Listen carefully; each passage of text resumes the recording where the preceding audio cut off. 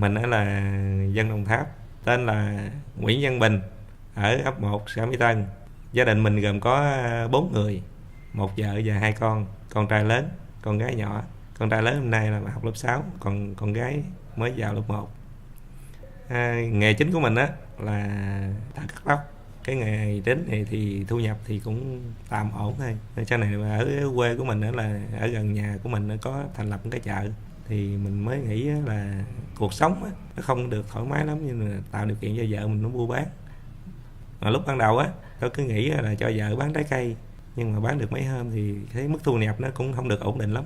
Bữa thì đặng, bữa được, bữa nắng bữa mưa.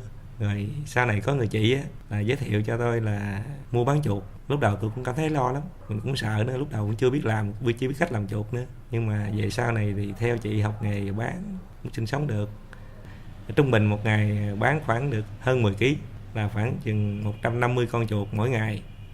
Nói về chuột á, có rất là nhiều loại chuột, nào là chuột cống lan nè, chuột cống nhum nè, chuột cơm nè, nhưng mà đặc biệt nhất á là dân Đồng Tháp mình chuộng nhất là chuột cơm. Cả dân Sài Gòn cũng phái nữa.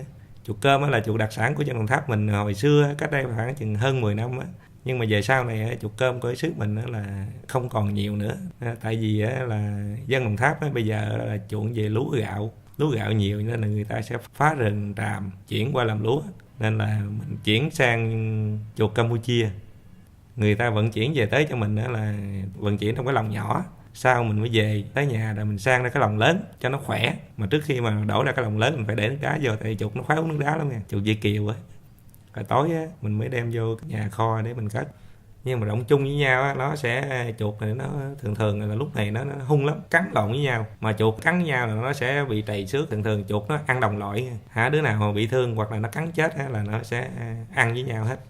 Tới sáng ra thì nó chỉ còn có bộ da không à. Nhưng mà cái mùa mà lúc cái mùa khoảng tháng 3 tháng 4 á, mà con chuột mà nó mập á là nó không có cắn với nhau, không ăn với nhau. Khoảng tháng 7 tháng 8 như thế này nè là nó ăn thịt lẫn nhau. Còn mà nếu mà để trong lòng á, lâu lâu cũng bị suy sức, nó cũng bị sống chuồng hoài à. Sống mà ở đồng ruộng hoặc là gần nơi mà người ta trồng hoa màu á, người ta kiện mình chết á.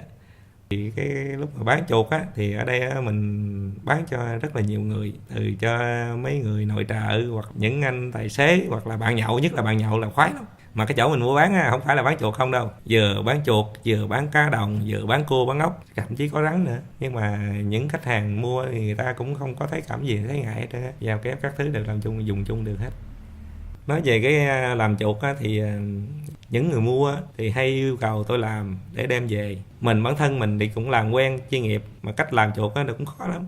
Làm á là phải cắt tay cắt chân, lột da, nhưng mà phải lột cho đẹp mắt, rồi làm phải sạch, nhưng mà giữ lại bộ phận gan, phổi, mỡ. Đa số là dưới phần mà bộ da của nó là cái da mỏng ở trong á, chứ không phải là lớp da lông ở ngoài. Làm chuột thịt thì mình đem về dùng rất ngon, nhưng mà những cái phần mà dư lại thừa thải giống như những phần bỏ đi á, tôi sẽ bán để cho người ta đem về nuôi cá. Thường là bán nó khoảng chừng 3.000 một ký.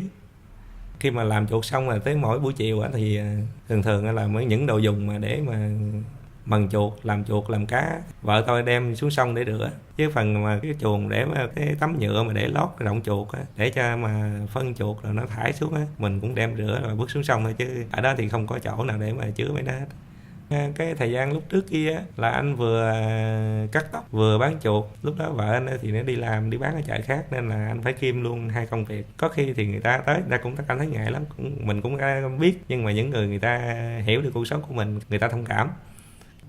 Nói về chuột cắn thì chuột cắn cũng rất đau, nhưng mà tôi thì không biết là nó có nọc hay là nó có cái gì không. Nó chỉ cần trắng phớt ngoài da thôi, đau nhưng mà máu chảy rất nhiều. Có khi là qua hôm sau cái vết cắn nó vẫn ngoài da, nhưng mà động tới là nó chảy máu. Thường thì nó cắn xong thì mình cũng quen hàng ngày rồi, cứ rửa nước sạch rồi lấy băng cá nhân băng lại. Chứ thật ra bản thân tôi cũng không biết trong cơ thể của chuột nó có nọc độc hay là nó có mang những chứng bệnh gì lây nhiễm gì không, mình cũng chưa tìm hiểu được.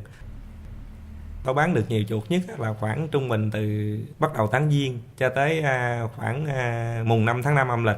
Nhưng mà đặc biệt nhất là mấy ngày lễ. Về chuột thì chuột đực với chuột cái nó cũng không khác nhau lắm, nhưng mà con chuột cái nếu mà ăn thì ngon hơn. Có một cái là chuột nó ăn đồng loại nha, chuột nó sinh sống với nhau. Khi mà đẻ là con chuột cái chỉ có con thôi, con chuột đực thường là nó ăn con. Tôi là làm chuột là khoảng chừng 7 năm. Dịch cúm gia cầm thì cũng có nghe nhiều rồi, heo tai xanh thì cũng có nghe, nhưng mà từ chuột thì chưa có nghe. Riêng bản thân gì tôi mua bán chuột thiệt, nhưng mà cũng rất thích ăn chuột. Ăn chuột thì nhiều, nhưng mà ghét chuột thì cũng nhiều. Mình mong sao thì cũng buôn bán được khá khá, rồi thời gian sau kiếm được cất nhà là có xe đâu, rồi mình cũng nghỉ, chứ không đập đầu chuột hoài nữa cũng ngán lắm.